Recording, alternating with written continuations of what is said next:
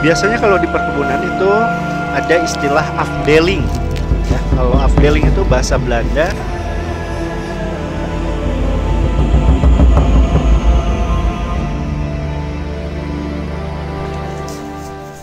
Teman-teman, sekarang saya lagi ada di perkebunan Bukanagara. Pada tanggal 31 Desember 1799, VOC dinyatakan bangkrut. Pada saat itu, warga Belanda berlomba-lomba membentuk sebuah pengusaha atau preanger planters yang disebut dengan perkebunan teh, kopi, dan kina. Akhirnya terwujudlah sebuah perusahaan yang namanya Pamanukan and Ciasem Land. Tugu ini adalah peringatan jalur pedati yang dibuka tahun 1847 oleh T.B. Hofland dan Raden Rangga Martayuda. Jalur ini cukup fenomenal. Kenapa? Karena jalur ini adalah jalur yang membelah gunung, yaitu Gunung Bukanagara. Dan ini juga menjadi akses tentara Jepang untuk merangsek masuk ke daerah Bandung. Dengan panglima terbesarnya adalah Hitoshi Imamura. Dan di Subang juga, daerah Subang juga, Jepang menyerahkan kekuasaannya kepada negara Indonesia. Seperti apa perjalanan jalur pedati itu? Yuk kita lihat videonya.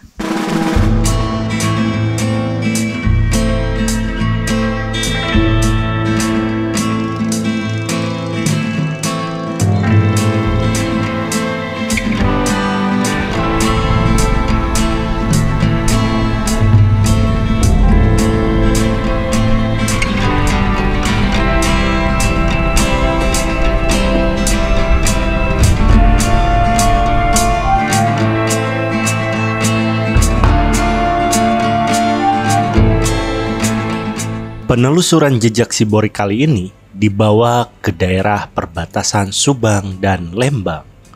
Tepatnya di daerah perkebunan teh Bukanagara, Desa Cupunagara, Kabupaten Subang.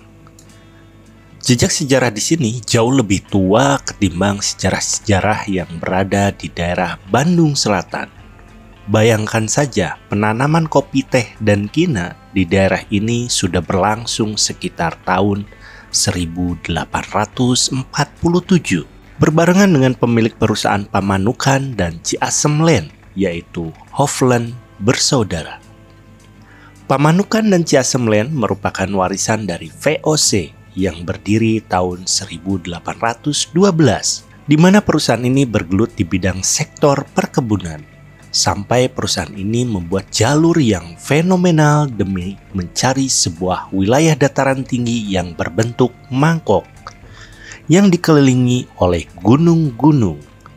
Jarak pembukaan jalur dari Jalan Cagak ke perkebunan Bukanagara berkisar 26 km dengan jalur membelah gunung. Bayangkan bagaimana orang Belanda bisa membuka jalur ini sekitar 2 abad yang lalu. Demi sebuah hasil bumi yang berlimpah di tanah kita sendiri.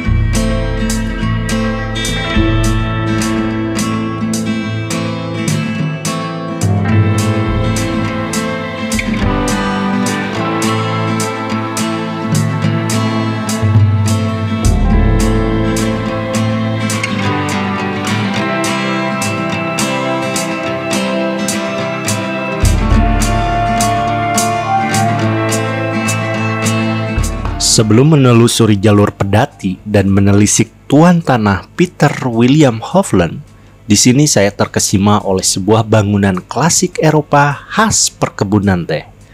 Lokasinya tidak jauh dari pabrik teh. Rumah ini pernah dijadikan syuting film nasional yang dibintangi Wulan Guritno dan kawan-kawan.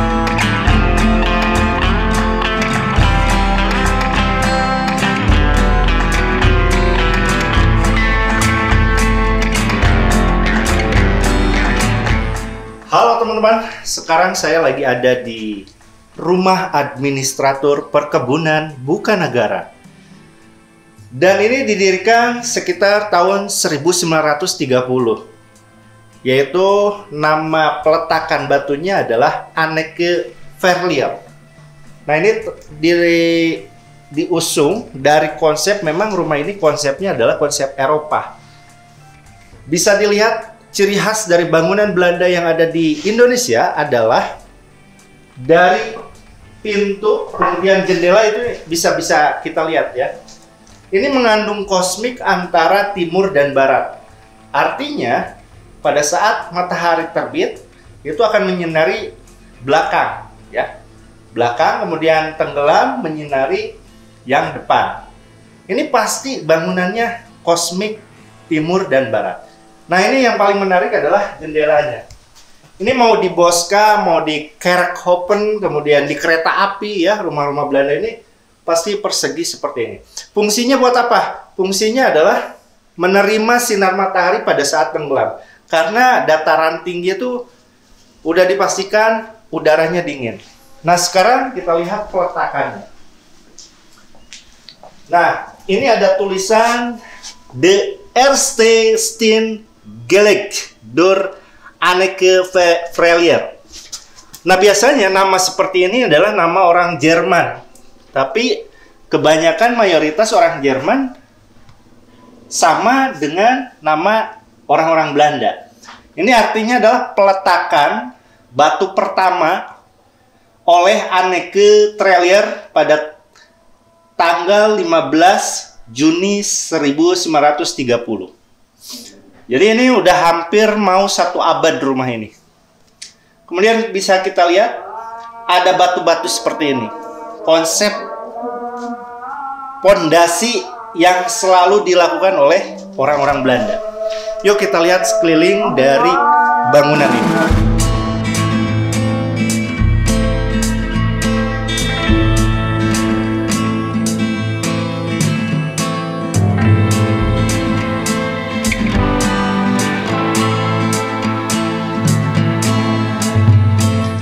Ini adalah ruang belakang dari Rumah Administratur Perkebunan Bukanagara. Ini setiap bangunan Belanda pasti ada seperti ini ya. Ini adalah ruangan belakang. Ini biasanya ada 3 ruangan. Biasanya ya, di belakang itu ada ruangan pembantu, dapur, dan toilet. Satu lagi biasanya ada lagi, yaitu gudang. Nah ini kita lihat. Nah ini sepertinya dulu adalah dapur ya. Nah ini dapur dulu. Itu udah kelihatan tuh bekas-bekas tungku hitam-hitam ya. Asap dari perapian. Ini udah dapur. Jadi para pembantu itu masak di sini. Dan yang kedua ini biasanya dipakai untuk ruangan untuk beristirahat pembantu atau jadi gudang. Kemudian ini WC luar, biasanya ini untuk para supir dan pembantu dan tukang kebun untuk ke belakang. Maka orang pribumi dan orang Belanda toiletnya itu selalu dipisahkan. Jadi sejarahnya orang Indonesia kalau mau ke toilet izinnya adalah izin ke belakang. Sebetulnya konsepnya dari Belanda bahwa ke belakang itu untuk higienis antara menir dan pribumi. Nah ini khusus untuk toilet pribumi. Kemudian di sini juga ada, ya ini kayaknya untuk buang air besar. Yuk kita masuk lagi. Nah ini terpisah ya antara untuk buang air besar dan mandi. Ini bak mandi. Tuh bisa kelihatan. Ini termasuk lumayan komplit ya, masih ada sisa-sisa bangunannya.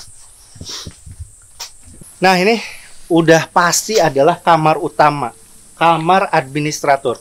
Dan biasanya kamar administrator itu, kamar utama itu di dalamnya ada bathtub dan penghangat air. Jadi mereka ada tabung ya yang udah jadul banget itu untuk pemanas air. Yuk kita lihat yuk. Ini harus lewat pinggir biasanya. Ini sama aja tuh, bisa dilihat. Kamar utama juga ada ininya juga, ada pintu keluar. Nah ini sama juga, ini untuk keluar juga. Nah menarik teman-teman, antara ruang tamu, kamar tamu dan ruang kamarnya pribumi atau administrator, ini ada teras. Fungsinya untuk ngeteh di sini. Jadi ngelihat pemandangan, dan biasanya teras ini akan menghadap ke pegunungan. Dan betul saja di sini menghadap ke pegunungan. Kita lihat ada Gunung Canggah dan Gunung Bukanagara. Yuk kita masuk lagi.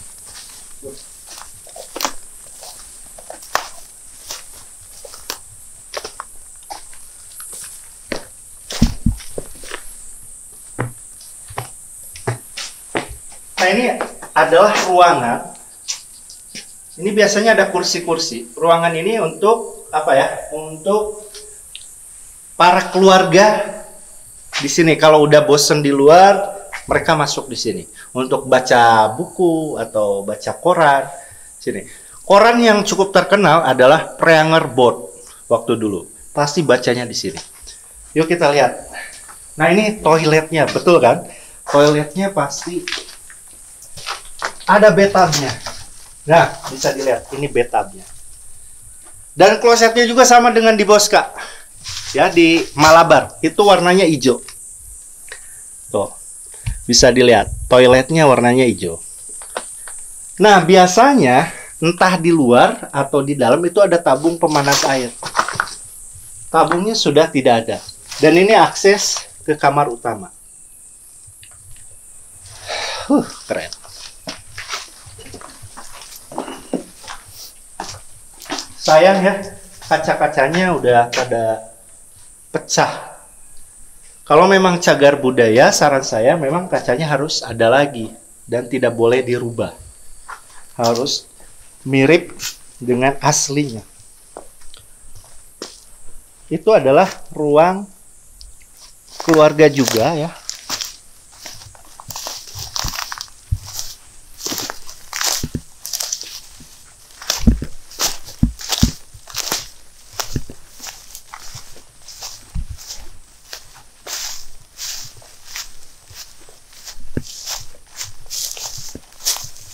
Kayaknya tidak ada akses untuk masuk ke dalam. Ini kahalnya atau pemanas ruangannya, untuk pembakaran atau untuk menghangatkan ruangan itu ada dua, yang menghadap ke ruang tamu dan menghadap ke ruang keluarga. Itu pasti ada dua. Ini konsep rumah tahun 1930-an ya. Kalau 1920 18 ke bawah itu pakai kayu. Kalau yang 1890-an itu mirip-mirip rumahnya Bosca. Kalau ini udah modern. Nah, teman-teman, nanti ada mobil tamu atau pedati atau apa ya. Nanti akan diturunkan di sini. Jadi ini adalah tempat atau teras untuk menyambut tamu. Langsung masuk ke sini ya. Ruangan atau teras ini biasanya adalah tamu-tamu penting. Tapi kalau untuk para pribumi itu lewat belakang. Langsung disuguhkan oleh kahal. Nah, itu kahalnya ya. Yaitu tungku perapian. Kahal itu bahasa Belanda artinya kompor. Tuh. Itu kahal. Ini ruangannya nggak jauh beda dengan rumah Yongkin Konin yang ada di Kertamana.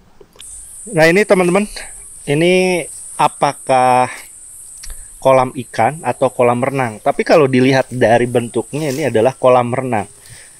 Kolam renangnya bisa dilihat ada tangga.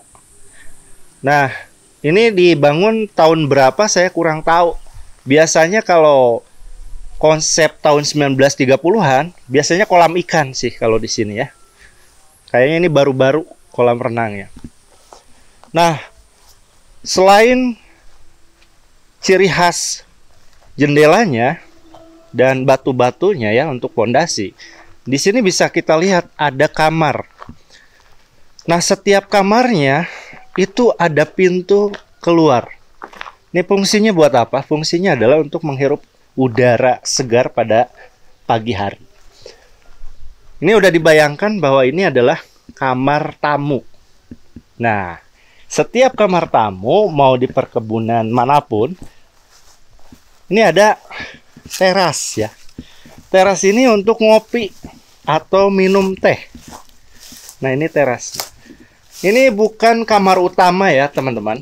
Ini adalah kamar tamu biasanya. Tamu dari Belanda gitu ya, datang ke perkebunan ini pasti dikasih kamar yang ini. Nah, ini ada celah-celah di pintu-pintunya. Ini untuk ruang udara supaya masuk ke dalam. Jadi memang orang Belanda ini mementingkan udara luar untuk masuk. Ini adalah konsep rumah yang bagus ya. Konsep rumah yang memang pemikiran antara alam dan ruangan itu bersatu.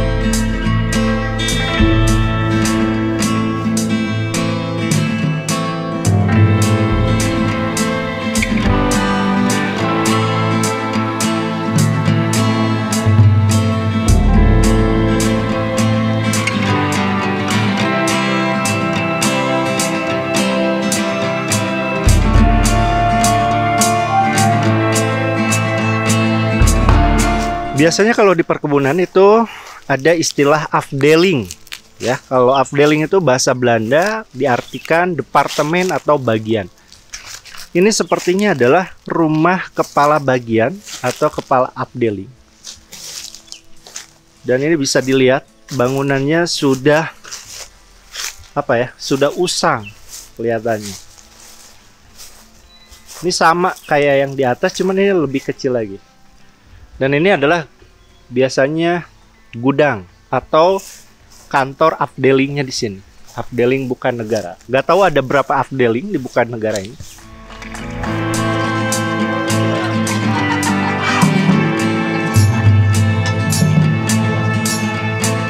Kan dulu isi perut Tahu siapa? kupat tahu Mang Roni. Roni. Di bukan negara. Bukan negara, wajib nyimpang ke sini kalau misalkan Anda lewat jalur ke bukan negara, mampir dulu ke kupat tahu Mang Roni. Enak, guys. Mantap ya. Mantap.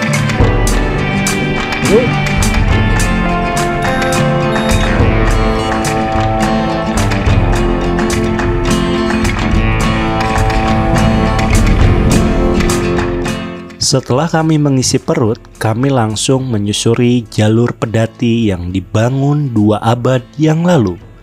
Jalur ini menghubungkan antara Subang dan Lembang, di mana jalur tersebut merupakan jalur pengangkut hasil perkebunan seperti kina, kopi, dan teh. Bahkan di jalur ini ada bedeng para karyawan kopi yang masih ada sampai sekarang, yaitu Kampung Palasari. Kampung ini dibangun berbarengan dengan jalur pedati 2 abad yang lalu. Konon ditinggalkan penghuninya dan hanya menyisakan 1 keluarga. Menurut referensi, kampung ini ditinggalkan penghuninya akibat bencana longsor.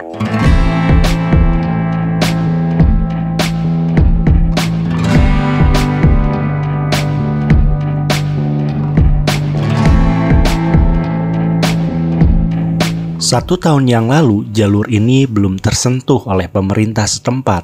Kerikil dan bebatuan menjadi sahabat pada saat perjalanan Subang menuju bukan negara, atau sebaliknya.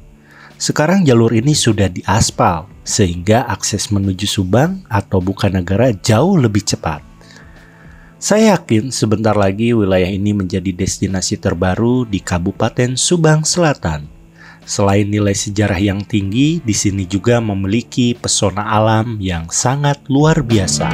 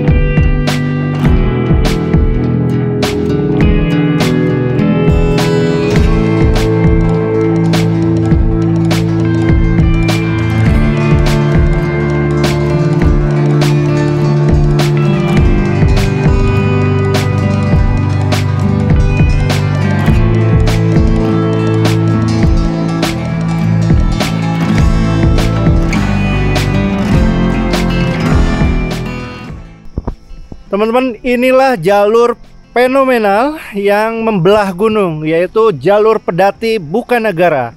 Ini adalah gunung bisa dibelah oleh TB Hoffland sampai ke perkebunan Bukanagara. 1 tahun ke belakang, jalan ini begitu rusaknya, penuh dengan batu koral, kemudian tanah, batu-batu yang besar. Sekarang mulus. Ini mantep banget untuk pemerintah setempat. Akhirnya akses Bukanagara jauh lebih bagus, jauh lebih mantap lagi. Dan 1 tahun ke belakang saya di sini pernah berdiri mereview jalanan ini, dan benar-benar butuh energi yang ekstra melewati jalur ini. Sekarang hanya setengah jam, kayaknya sampai Subang bisa sampai.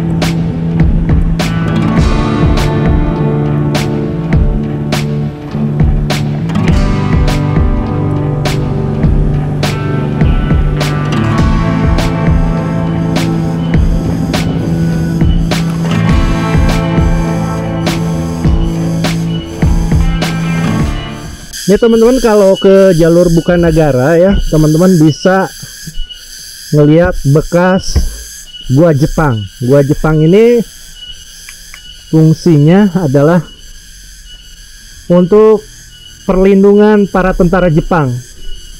Nih. Kita masuk, oke. Mudah-mudahan gak ada apa-apa ya. Nah, ini bunkernya, dan ternyata wow, itu sampai sana tuh.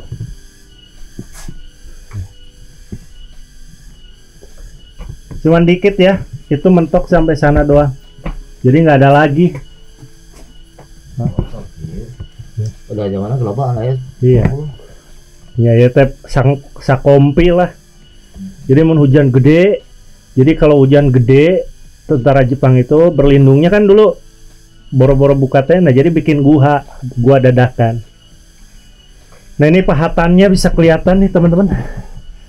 Ini contoh pahatan. Jadi tuh, masih ada tuh bekas-bekasnya. Mahat.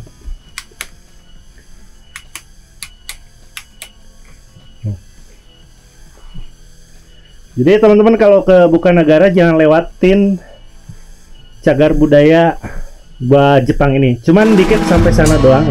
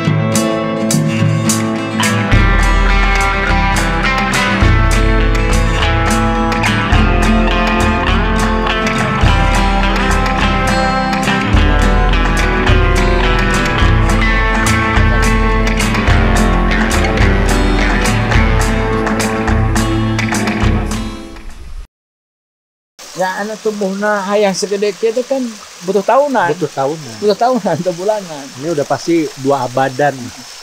Itu bisa dicek, Pak. Hayu. Mana coba yuk, Hayu. lihat yuk. Hayu. Ya. Bisa dicek. Nah, ini ada jejak sejarah peninggalan kopi dari TB Hoffland yang dibawa dari Amerika Latin ya. Gimana? Lebih dari ratusan tahun kalau kayak gini. Nih, ini jenis kopinya nih. Robusta jenis ini. Jenis Robusta, jenis Sunni. Wow, gila. Nih kopi nih. Ini nggak mungkin kopi 50 tahun, bahkan ini hampir 100 tahun. Tingginya hampir berapa meter? 6 meteran lah. Lebih. 9 meteran tuh. Wih. Ini jejak peninggalan dari T.B. Hofland. Bahwa tanaman kopi ini sudah dari zaman dulu ya.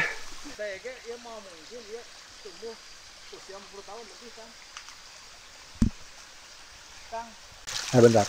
Ini menurut Bapak nih, sebagai pencinta tanaman kopi, kira-kira jenis kopi yang batangnya gede gitu berapa tahunan? Pak, itu mah 50 tahun lebih, Pak. Yakin lah 50 tahun lebih. Lebih ya? Lebih 50 tahun mah. Untuk mal mungkin misalkan di atas 50 lah prediksi saya. Prediksi saya di atas 50. Cuman kalau 100 tahun kan saya belum itu. Ya. Yang saya kenal nih, yang jelas yang saya kenal, yang di bawah usia 5 tahun ya, 5 tahun, 5 tahun segede ini Kang. Bintang 5 tahun segede gitu. Nah, ini batang 4 sampai 5 tahun yang saya punya ya. Segitu. Ini batang 4 sampai 5 tahun yang saya punya. Ya. Tapi yang lain saya.